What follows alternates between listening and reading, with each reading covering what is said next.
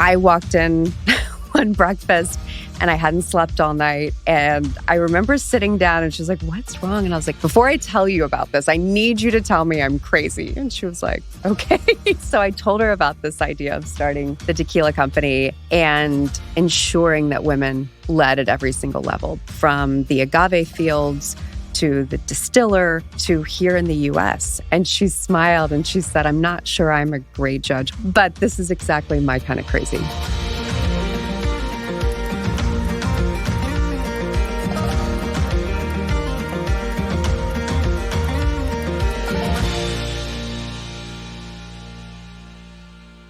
Hey folks, I'm Conor Gaughan, and welcome to Consensus in Conversation, a podcast where we're talking with innovators, entrepreneurs, and thought leaders who are committed to building successful businesses that also help us build a better world.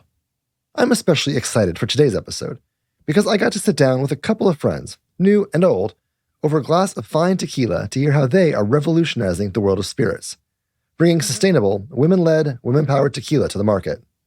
I'm just so thrilled to share my conversation with two of the co-founders of 1953 Tequila, CEO Shivam Mallick Shah and President Lindsey Davis Stover. Full disclosure, Lindsey and I go way back, and she's a total badass. I'm just so honored that I get to host each of them for their first podcast ever. Like a good glass of tequila, it's best enjoyed in real life, and since we were all in the same city at the same time, we got to raise a glass in the studio. It couldn't have been more perfectly timed, as I'm about to head out to celebrate my birthday, which means next week I'm taking the week off, and we'll be taking a quick break. But don't despair. We'll be back with a great new episode in May. All right, let's get to it.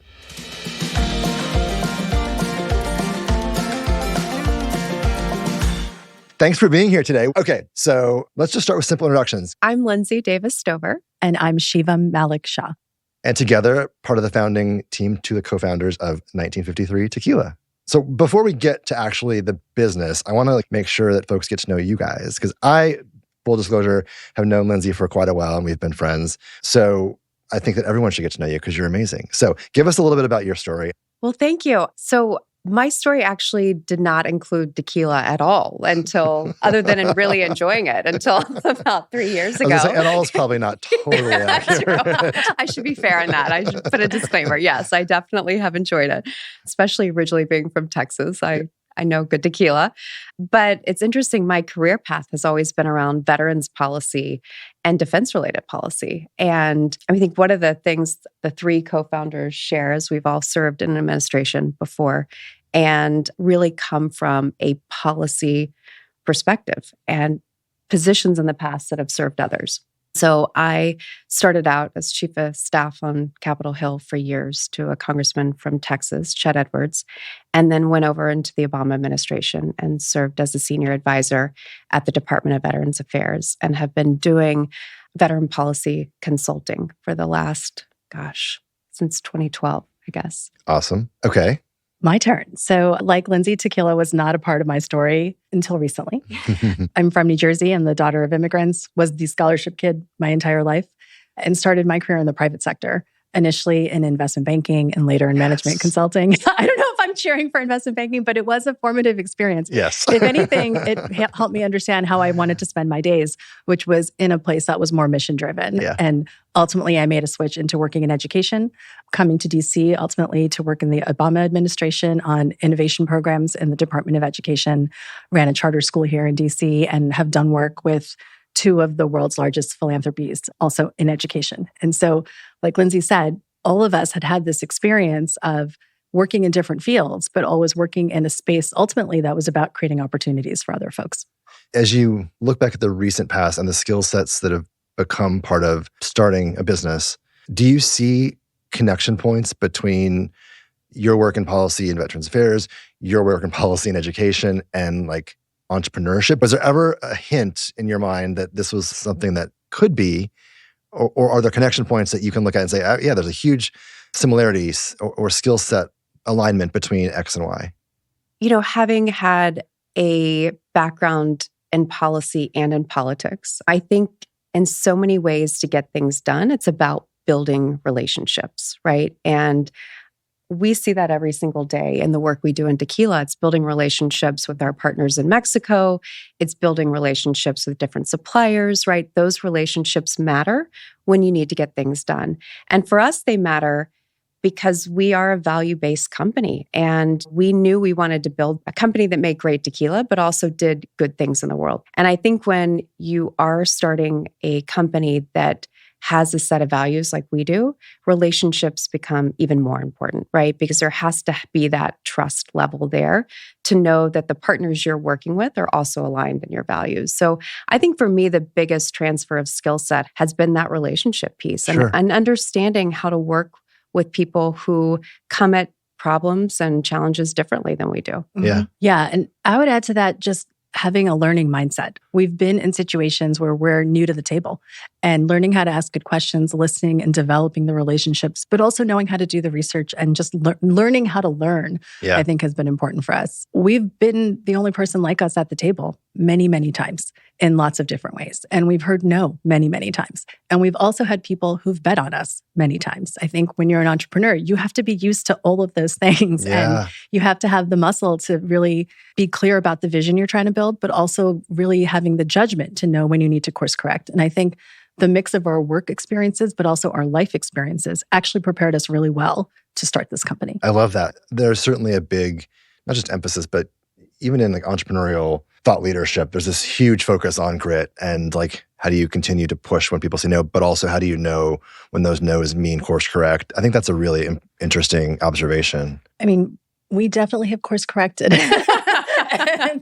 and yet we've stuck firm on certain things that define who we are as a company. We knew we had to bet on ourselves early on, but having the right partners makes it a lot easier to bet on yourself.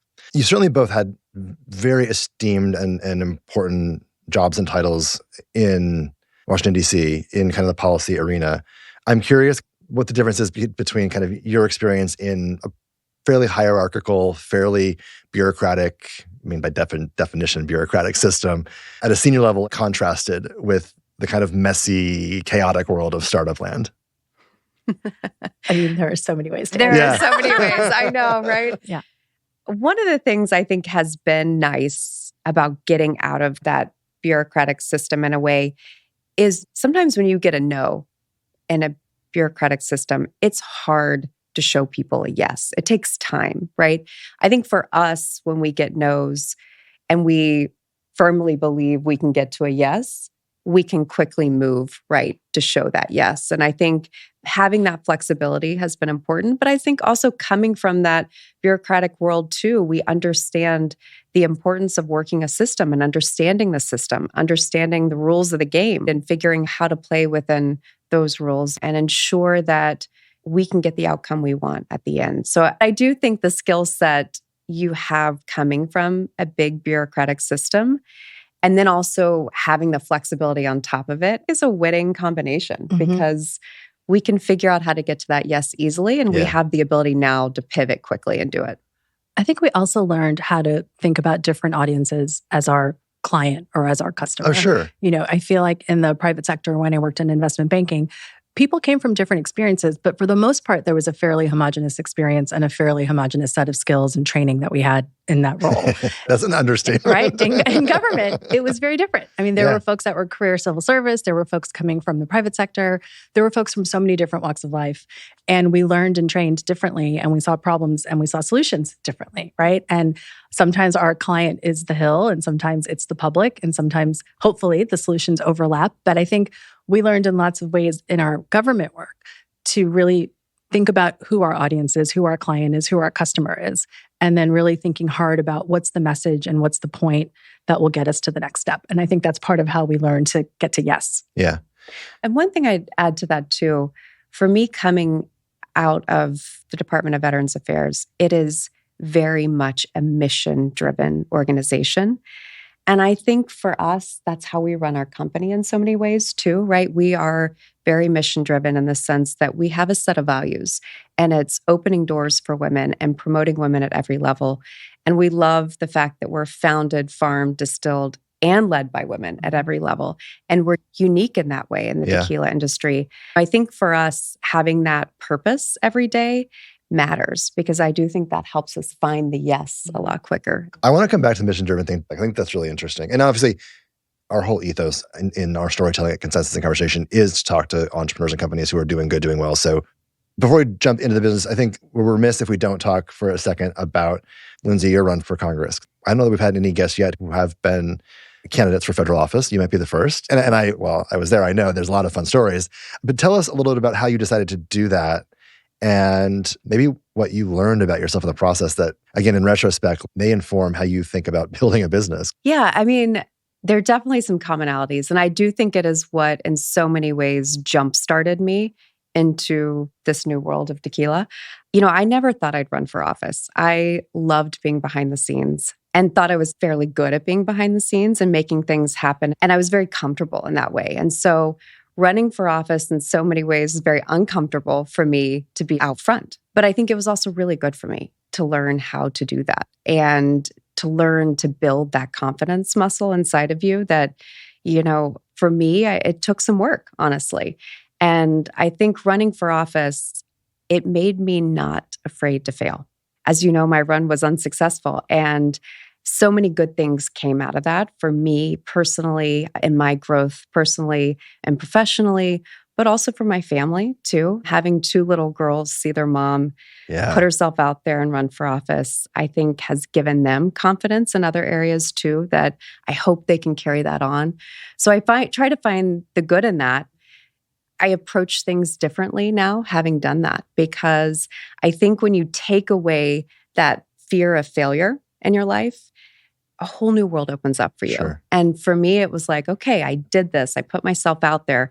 It wasn't the results I wanted or thought I could get in the end, but it did give me the confidence I needed to have this crazy idea and approach two of my good friends and say, let's do this and figure it out. And I think I would have been more afraid to take a risk this big had I not run for office.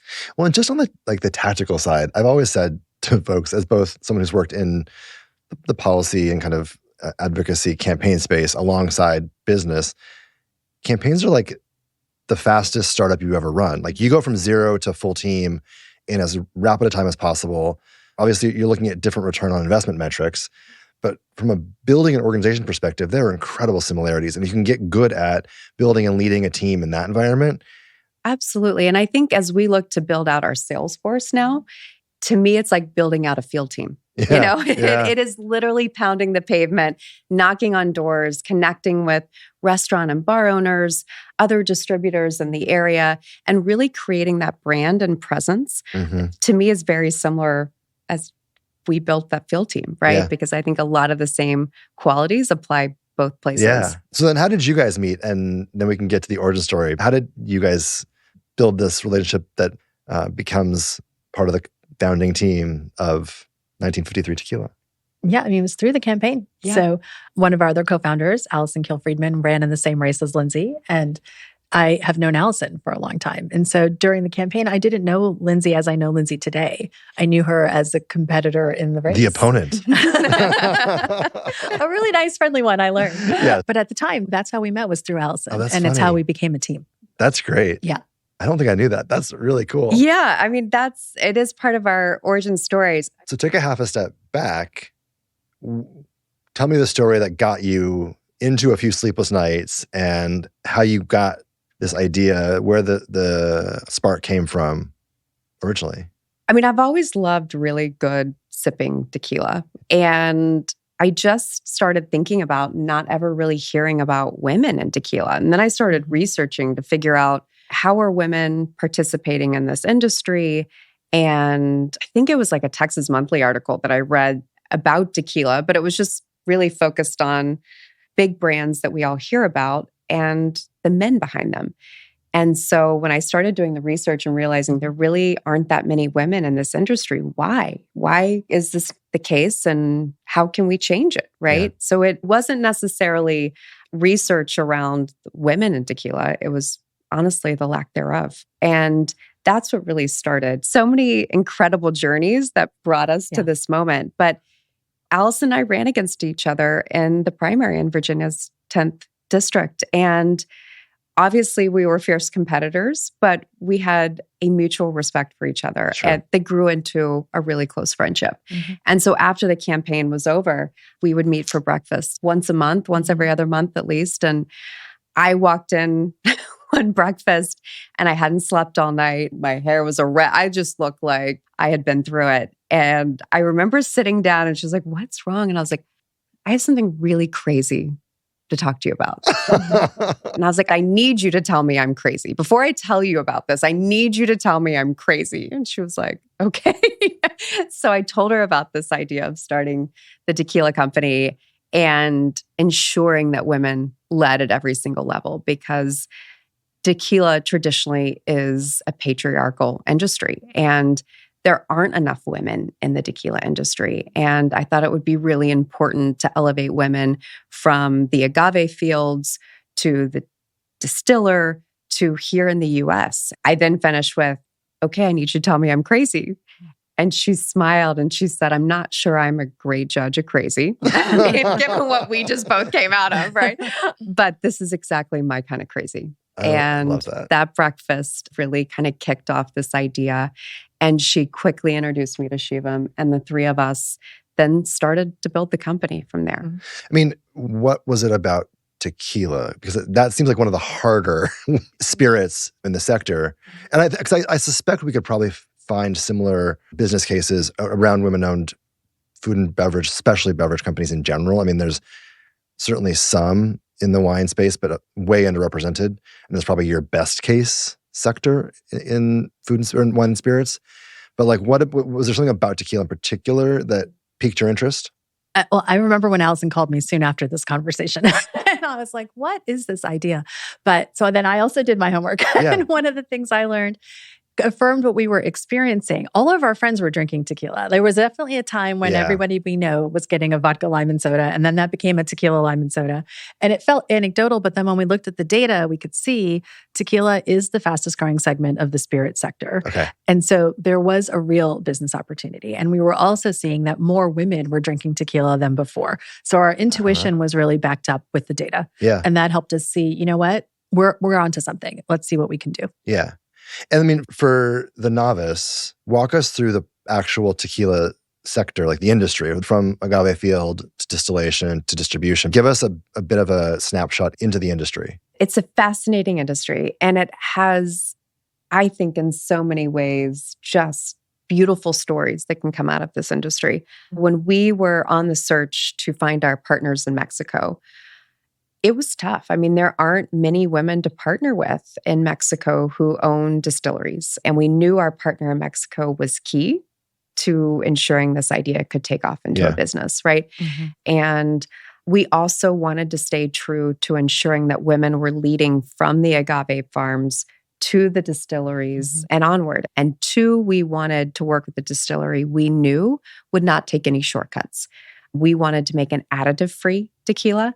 And a lot of the tequilas right now on the market have a lot of additives in it. And we wanted to stick true to our additive-free. And so it even narrowed the pool of women we could connect with even more, right? And so we were fortunate to be introduced to Adriana Lopez, and her family has been in tequila for generations. And so we went to them with this idea, and we knew they were the right partner because I remember them saying to us when we started talking about women owning agave fields, "We don't know if we can do this, but let's figure it out." And as soon as they said, "Let's figure it out together," we knew that was it, right? And so they were able to identify an agave farm owner who did not have any sons to pass his farm down to, only had 4 daughters. Wow. And so we were able to work with this agave farm owner to ensure that he would pass his farm down to his 4 daughters if we could guarantee purchase. And we met with the 4 daughters, and it really was one of the most moving stories out of this entire experience because they told us about their decision-making process to take this over and that it was something new for them to do. And they were scared and all of those things that come with being one of the first, right, to do things. And what they said to us that I think was so profound for us as founders was they said, "There's a local high school down the road from our agave farm." And ultimately, we decided we wanted those girls in that high school to see us running this farm, to know they too could do anything they wanted to do. And so I think at every step of the way, from the agave farm, right, to our distillery, our master distiller is incredible. She's a trained chemical engineer who makes the most exceptional tequila. And to our distillery owner and her family, it's just been a remarkable journey. But it's really incredible to see the small little ripples of change you can create along the way in the supply chain when you have this vision of where you want to take a company. That's amazing. We were so moved by their stories, we literally put them on the box. So we want to elevate those stories. There's so much that goes into the tequila that people don't think about. And it is. It's part of the product. It's part of the product for sure. What about the brand itself? Where did the name 1953 come from? It's our favorite part. It wasn't the first name. But 1953 is the year women in Mexico secured the right to vote. And so for us, we want to make sure we honor the courage, the tenacity, the boldness of women coming together to secure that right. And we are committed to doing that, which is why when we were thinking of, we had this idea for a company, we had an idea for values and vision. We were struggling with the name. And when we figured out that was the year that happened, right away, we all knew it has to be called 1953. And when we meet people in Mexico, they often know what 1953 is. Everybody else doesn't. And so it's been really powerful to tell that story of women. We launched on the day, 70 years to the day that happened. And now 70 years in, currently in Mexico, there are 2 women running for president. And so they will soon have a female president. And it's incredible to think about what it took for women to come together in 1953 to get that right. Something that we take for granted in so many ways, but it's such an elemental way to exert power and presence. Right. Oh, it's amazing. Talk about the product specifically. Like you talk about how important it is to be additive-free. I think most people are casual drinkers of tequila, more so than the more informed consumer. Maybe people, more generally have an understanding of what it's like to taste wine and understand the component parts of that. I think there's probably a burgeoning bourbon and whiskey appreciation kind of as a sipping cocktail. Like, give us a crash course in your product, but also just generally how we should think about sipping and tasting tequila. Tequila is like champagne in that it's heavily regulated. So there's only a certain number of distilleries that are allowed to create tequila. It can only be from a particular region. And so the universe of tequila producers is small. And within that, when we were looking at the female leadership for the distillery, everything got narrower and narrower. So we are extremely confident in the quality of our tequila because we've seen it from the beginning to the end. And we realized that for so many consumers, especially in the US, when they drink their tequila, they're drinking it in a cocktail. They're drinking it mixed with something else, typically in a margarita. They're often not even tasting the tequila. Right. And so in our process of developing our product, we learned how much we need to talk about what actually goes into the tequila and what you should be tasting. Yeah. And ours, as we said before, it's additive-free. In fact, Men's Journal named us the best additive-free sipping tequila on the market. So that was exciting for us. But it's aged 15 months in vintage American oak barrels. And it was really important to us and to our master distiller that we not take any shortcuts. We could have done things differently and gone to market sooner. We could have a different production schedule had we chosen to take some shortcuts. But for us, we really wanted to honor that tradition of tequila. And we wanted to do it the right way. And so we have taken our time and not taken any shortcuts. And because of that, I think you can definitely taste the purity of the agave in the tequila. You can also taste the hints of caramel and vanilla that are naturally there from the barrels and the aging process. We created this añejo that you could drink alone over ice, or you can mix it if you'd like. But for us, we drink... You should drink it straight. We should drink it straight. It's fantastic. Yeah. And we wanted something that could stand alone, right? Yeah. And I think that's what we've been able to create, which has been exciting. And, all tequila is made from blue Weber agave. So sometimes, people ask, well, how different are the actual tequilas? They're wildly different. Wow. And along the way, there are so many decisions you make in crafting your tequila that make it different. So Lindsey talked about the barrels. We tried this tequila in multiple barrels to see, does it really taste different? It tastes wildly different if it's in an American oak or a French oak, if it's a sherry cask. If it's sherry cask. Our barrels are previously used for bourbon. And so we learned that gives it the notes that we want to taste in the finished product. So choosing the barrel, thinking about how long we're going to age it for, making sure we only harvest mature agave. Agave, you plant it and it grows for 5 to 7 years before you actually harvest it. And then how it's harvested, how it's cooked, all those steps, they're different. The water that goes in, every single step you're making choices that change the way the tequila tastes at the end. And you hinted at this, and I remember we had a conversation with a whiskey maker early on in the podcast around the decision to build the product knowing that it'll take time versus the ways you can go buy product and build brand. And so how did you come to the decision that you wanted to take the time to get from the start of the cycle through a complete 15 months of aging? How do you sleep at night? Because you're not selling yet. And there's costs and costs and costs. Sure. And talk to us about that, both emotional but also business decision. Honestly, it was a big risk, right? Yeah. Because you are going to put product away and have it aged, and you hope and pray it's going to taste the way you want it to at the end, right? I mean, because we're not using additives. Because we're not using additives, right? I mean, there's no control in that way. And so, I think for us, we definitely took advantage of COVID. And so we were able to ensure that we took the time with the tequila. But we also knew we wanted to do something different in the industry. I think oftentimes people talk about being a disruptor. And I think being a disruptor sometimes can be good and sometimes can be bad. And for us, we wanted to be different in the industry from not only how we ran our business, but the time in which we took to create our product, right? There are a lot of shortcuts you can take, and we chose from the very beginning not to take any of them. Yeah. And we did have the ability to take advantage of that time during COVID and make those decisions and age the tequila in the way we wanted to age it to ensure that we'd had the taste. But we also have an incredible master distiller who was able to say, if we leave it in another month, the smoothness will increase and the bite will decrease, right? Yep. So we had someone who was incredibly talented and trained to walk us through the process. So while it was a risk, we were doing it with someone we really trusted. I mean, you talk about the skill set transfer around relationship management as one of the big ones. And it had to have been the hardest part of the journey post this great idea. How did you find your master distiller?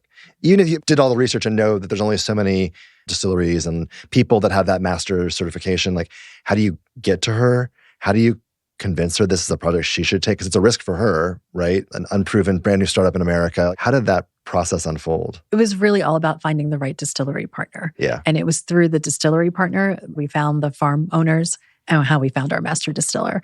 And in that process, we didn't love the first samples we tried. And so to your point about relationship management, we had to learn how to describe what we were looking for in a way that Rocio, our master distiller, could translate into product. And so it was a very iterative process. Yeah. And you had to get really close in order to be able to get to the right place. Now, I think she could create anything because, as she would say, she knows us. She knows our palates. She understands our customer. And it was really a partnership going back and forth with Rocio and the team at the distillery to develop the tequila. And I mean, this is a brand new industry for you guys both. How has that felt? And how do you navigate something so foreign as business owners, as startup founders from day one? I mean, I think we both love it. I think we do. I mean, we're not creatures of habit, but we're also not serial entrepreneurs. And so I think having that learning mindset of knowing what we know, but knowing what we don't know, and then finding the right partners to fill those gaps has been a really important part of the equation for us. I mean, we made a business decision when we launched with the Añejo product. For anybody who drinks tequila, there are many different types of tequila, several of which don't require so much aging. And so we didn't know going into the process that we would launch with an Añejo. We went into the process saying we want to make a really delicious additive-free tequila that elevates the stories of women. And then we worked with Rocio and we tried a range of different options. And this was the one that we loved the most. And then we learned, oh gosh, it's going to take 15 months. And oh wow, these things all have to be different. And we made a decision that this was the product that spoke to our values, that we would want to serve our friends, and that would make the best first impression. And so it would take more time, but it was worth it. But those were all business decisions along the way. We didn't start saying, this is going to be the product. We really started with, let's make a spectacular, delicious, additive-free tequila led by women at every level. Yeah. And we worked with the team on the ground to make that happen. And now you're amidst the maybe next hard hurdle, which is this is an incredibly regulated, incredibly challenging industry to break into. I've said this before in other shows, but this is the most antiquated set of regulations around, a series of laws that have not existed in 100 years.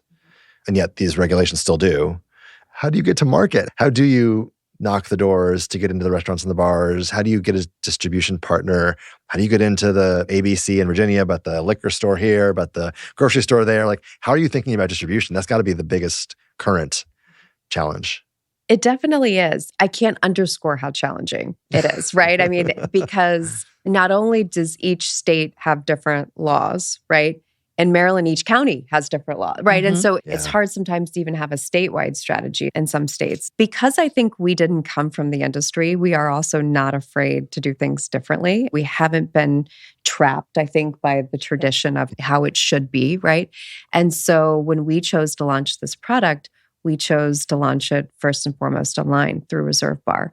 And I'm not sure how many other products have done that before, but when we started down this path, we were quickly told, oh, this would work. And it's been really successful for us. And so we started out the gate wanting to be able to reach our consumer directly. Yeah. And then through some relationships, we've been able to get distribution in certain places. Virginia right now, we're special order through the ABC stores. We have a great partner in New Jersey. Our importer is able to distribute in New York and other states too. So we've been able to do kind of state-by-state strategy. Which you need to do anyway. Right. But it is a challenge, and it is a tough, distribution is a tough thing to break into. Let's talk more about this kind of notion of going first D2C, because I mean, certainly in every other industry, it's become standard. And there are certainly whiffs of it in other spirits. Certainly the wine club model is kind of an analogy. So how did that present itself? And then how did you run the calculus as a business to say, yeah, that's what we should do? I mean, there are a couple of ways we thought about it. For starters, we wanted to be able to tell the story of the tequila, and doing that online allows you to do that. Yeah. So it's different when you walk into a store and you see a bottle. Certainly you want a head turner, but you're not able to tell a story. Through Reserve Bar, because there's a landing page and there's kind of more real estate, we can actually tell the story of the product, which was really powerful for us. The other thing is we knew that if we could start online, we could demonstrate where we have sales, which we can then take back to the more traditional distributors. Yeah. So we have a dashboard. We can see every day where our product's selling. And then we can go to the distributors we're talking to and say, you know what? This is our best-selling market. We know that if you distribute us, you're going to get sales because we're already doing it. And people are willing to do it online. Imagine if they could walk into a store down the street. Yeah. And in general, the game is data. So knowing who's buying, knowing where they're buying, seeing the trends, it makes us smarter as a company. So getting to market with the product we wanted through online distribution initially, it wasn't that hard a decision. We knew if we kept waiting for traditional distribution, we would have been waiting a long time. Instead, we're in market, we can show sales. And frankly, as Lindsey mentioned earlier, we do have these accolades now that demonstrate it's not just us who thinks we have a great tequila. People are enjoying the tequila. And building that brand awareness and then showing the sales at the same time is helping us lock in traditional distribution. Yeah. And I think obviously part of the story, part of the product, a big part of it is that it's women-founded, women-run at every step of the way. But I am curious, there has to have been some challenges you faced because of that. And are there any that kind of stick out that you're... How far back are we allowed to go? I mean, look, it's important for us to remind folks, it's made by women, it's for everyone. And when people taste the tequila, men love this tequila. Anybody who likes a good tequila likes this tequila. Yeah. It's a spectacular tequila. But along the way, we were told by a lot of people, we should have a pink tequila. It should be a lot of men told us women like sweet pink tequila, and we thought, well, gosh, we're women. We don't like sweet pink tequila. We might have a perspective. But I think along the way, we got a lot of advice from a lot of folks that was unsolicited on what our company and what our product should be. And how we should do it and how we should run it. Men telling you how to do it? 100%, right? Stop. Yeah, I know. Yeah. Which honestly, at every turn, whether it was them not taking us seriously in a meeting or brushing us off or not showing up. I mean, you name it, right? It happened to us. Or thinking we weren't the founders. Right. Or thinking maybe we were the person scheduling the founder to show up. And I think for us, it just strengthened our resolve that one, we were onto something. And two, we had to do it. This needed to be done, right? It just made us grittier and more determined to get to market. Yeah. I mean, not to be like too blunt on it, but for the listeners who are, not fully bought in, like just put it out there. Like, why is it so important that the world has a female-founded, female-run, female-fronted tequila brand or spirits brand in general? Because I think it's super important, but I also think having you guys give the reason in your own voice hopefully will open some ears, some eyes to some folks as well. Like, what's the significance here? Because we think it is, but give it to us. We see this every day. Women have the power to change the world. It's why we're called 1953. And when you look at global development, when you look in local communities, investing in women is investing in communities. It's investing in families. Creating opportunities for women is creating opportunities for everybody. And anytime there are folks whose stories are not told, who are behind the scenes, you have to ask yourself, why? Why, when they're doing the work and it's the product of their hard experience, why do they not get the recognition they deserve? I mean, there is tons of research that will tell you diversity in leadership, diversity in so many ways leads to better outcomes. Yeah. This is one small way of contributing to that story. And I think for us too, we don't want to stop here. Like how we build this company and grow this company will be based on how many opportunities we can continue to provide for women along the way. And I think too, it's important that women are in industry, especially when it's run by a patriarchal system. It's important that younger generations see women in every industry, right? And even if they aren't able to see themselves doing that, it's important that they see women can do it, right? And I think also ensuring that the legacy we build in this company continues to provide opportunities for women and open up doors for women at every level is really important to our growth.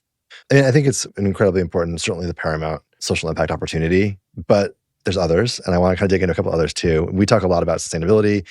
At its core, spirits are part of the agriculture industry, which is incredibly important, part of the equation when it comes to the environment and sustainable future. And you guys are very intentional about being additive-free. So talk to me a little bit about how you view the opportunity for the product to be a vehicle to do good in the world. Yeah, we can start with the farming, right? Just the very beginning, right? Working with a farm that's very responsible in how they farm.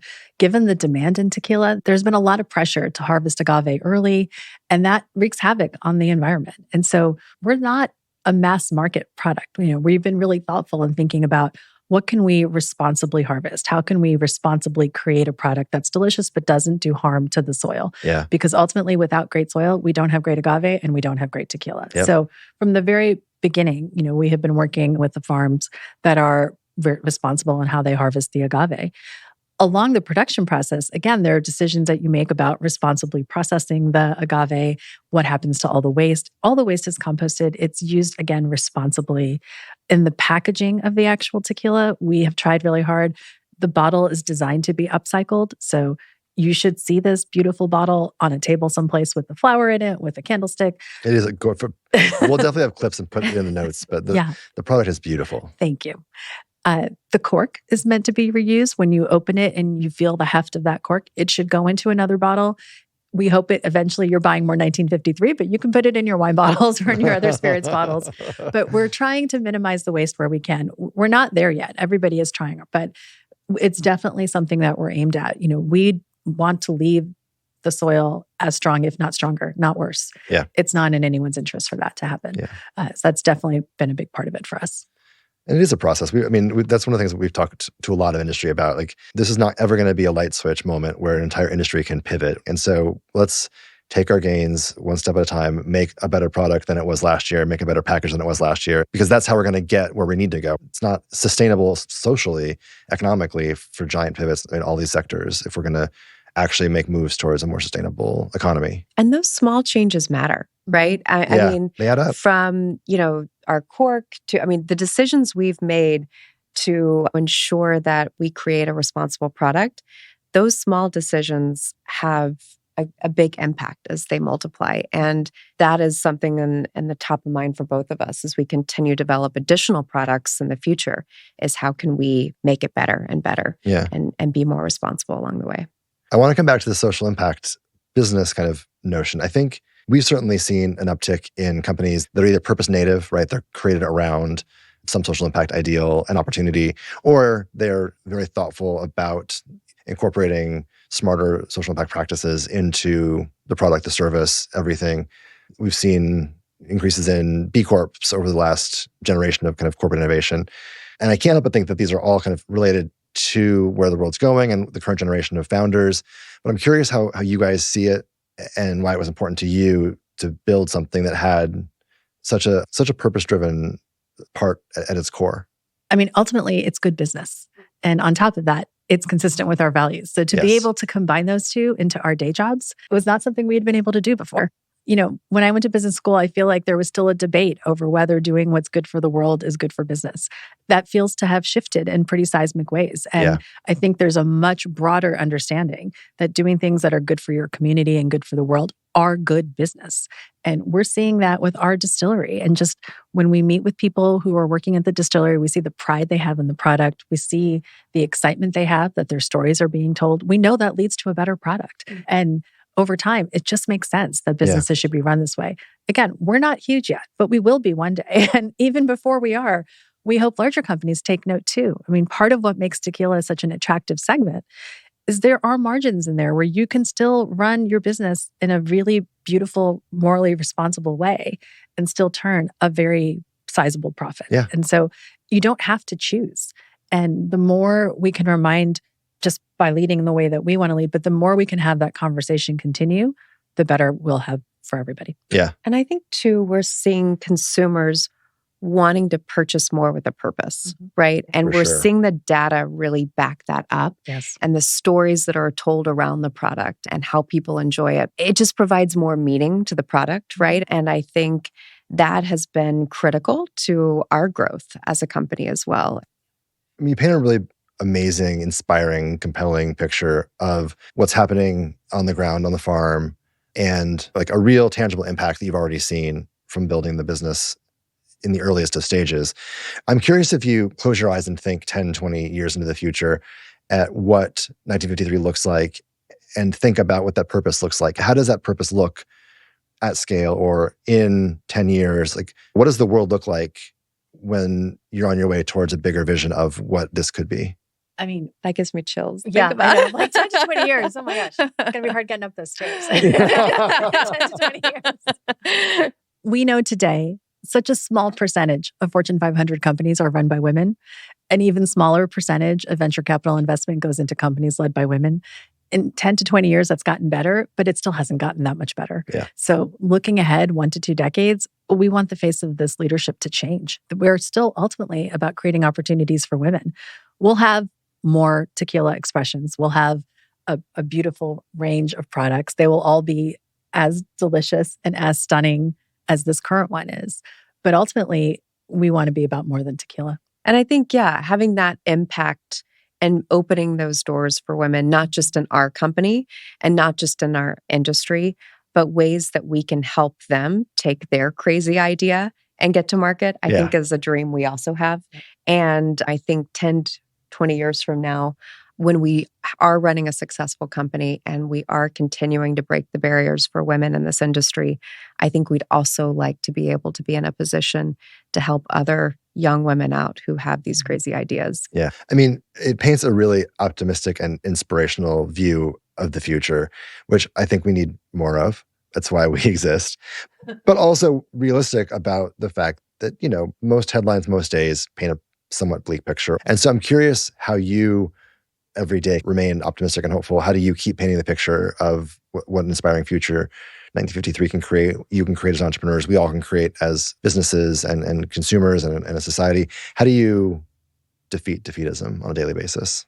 I think for me, I put my head down, I do the work, right? It is doing the work and creating that path for younger generation of women to come. And every time I'm talking to a classroom of students or even our own daughters, we just spend some time having them all together. They give me hope for the future, right? And they also remind me and inspire me that I can't stop, that it's important that we do the work and continue to lay the foundation. Because I think when we get consumed with the defeatism, we get consumed with the negativity, and it's easy to do because there's so much of it right now, then it distracts us from doing the work that we need to do to ensure that we are creating a better future for younger generations. Yeah, I couldn't agree with that more. I mean, we do the work, we stay optimistic, And I think both of us, all of us founders, we feel a real responsibility to pay it forward. There's just too many times along our own personal journeys that it would have been really easy to give up and be complacent and potentially content, but to have kind of stopped moving in a direction that was unfamiliar. And that's not who we are. So at the end of the day, it's what makes us a really strong team. But it's genuinely how we see the world. Yeah. You talk about being hopeful that you can continue to inspire future crazy ideas. I'm curious if there are books or podcasts or YouTubers that you think are inspirational to others. Like, what are you reading, consuming in your day-to-day life that you think might encourage others to be a little bit crazier with their ideas and in business? This is a little unconventional, but I have a children's book on my bookshelf. And it faces me at my desk and it says what to do with an idea. And it is one of the most inspiring books. And I first found it when I took my oldest daughter to the library. And honestly, she had been crying all afternoon and we were on a walk. We ended at the library and this book just popped out at us and I started reading it to her. And since then, I've fallen in love with it. But I try to read that book once a month to myself because it is just the most simple, pure way to remind myself that you have to bet on your ideas. You have to bet on yourself and on your team. And you're right. There can be a lot of craziness in the world. And I do listen to a lot of podcasts and we keep the news on all the time, honestly. But in those simplest of moments with that children's book is where I can find my strength. And so it sounds really silly, but it's an incredible book. I love it. I mean, I sit on the board of WETA, which is all about storytelling and elevating the stories of, frankly, everyday people. And when I worked in education, I would find daily inspiration in looking at kids and families who were every day beating the odds, showing up and just working harder than their peers to get to where they want to be. And so as much as I find inspiration in the things I read, it's genuinely more for me in the interactions with people. Yeah. And I think about when I worked in schools, there isn't a kid you meet when they're young who doesn't think they're going to change the world. It's all the adults along the way who remind them of all the barriers and why it's hard and why it can't be done. And I feel like we are always trying to tap into that early optimism that tells us we can do anything. We can do anything. We need to find the right pathways, the right partners, the right opportunities, and we need to work hard. Yeah. But ultimately, for me and for Lindsey, I think we can find inspiration everywhere. What's kind of the next chapter of 1953? What are you most excited about coming soon? I think I'm most excited about the additional expressions that we're going to put out. I think in the next couple years, we will have a full family of tequila. And I'm most excited about the opportunities there because I think it ultimately helps us grow in ways that helps us provide more opportunities. And it's also really fun. I think to be able to do this with your best friends and sitting down and trying to create something that not only we enjoy, but the people we love and look up to the most enjoy, right? That too is an element of fun that I don't know that we've fully described today, but it's a fun thing to do together. We only talked about the work today, but it is fun. I would agree. And I'm excited for us to eventually be distributed outside the US. I mean, we're seeing interest in so many different communities. And every time we expand our footprint, we expand the opportunity that we're creating in different places. And we're learning from different markets. So over time on the horizon, we'll of course expand our distribution in the US, but we'll look beyond our borders too. It shouldn't go unmentioned. I had wine.com like in 2006, 7, a while ago. And it was always worth reminding people, it's a fun hobby. It's a really fun industry. The spirits industry is, the people are creative and crazy and fun and interesting and passionate about the earth and the ground and the product, and the entire food and beverage ecosystem I believe has this power to bring people together. People sit around the table, they sit around the bar, they meet, unlikely friends and build important and unlikely bridges. And so we love telling the stories because I think that it's actually a critical part of the entire fabric of what makes America so cool and unique and special. Most important question to end on is, where can folks learn more and find themselves a bottle of 1953? Where should we send people? Send them to our website, 1953tequila.com.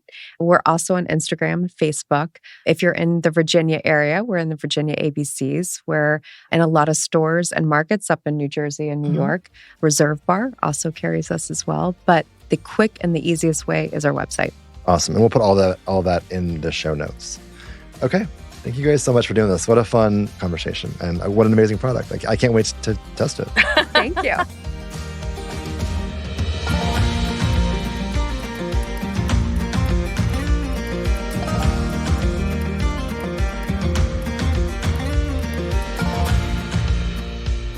Cheers to Lindsey and Shivam for joining us on the show today.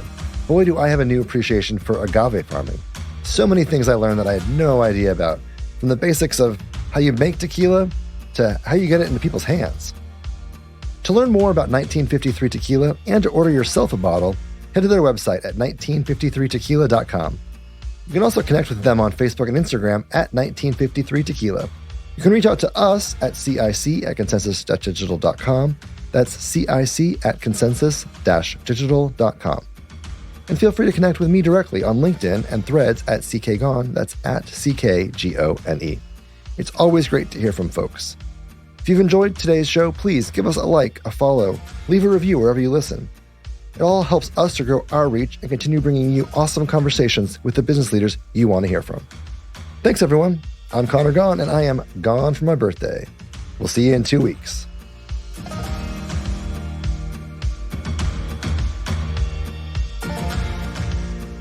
Consensus in Conversation is hosted and executive produced by me, Conor Gaughan. The episode was produced by Will Gatchell and Jeff Rock with editing from the good folks at Reasonable Volume. Special thanks to the Consensus team, including creative director Kate Tucker, Greg Hergel on research, and Patrick Gallagher on strategy. Consensus in Conversation can be found on Apple Podcasts, Spotify, YouTube, or wherever you listen. Consensus in Conversation is a podcast by Consensus Digital Media, produced in association with Reasonable Volume.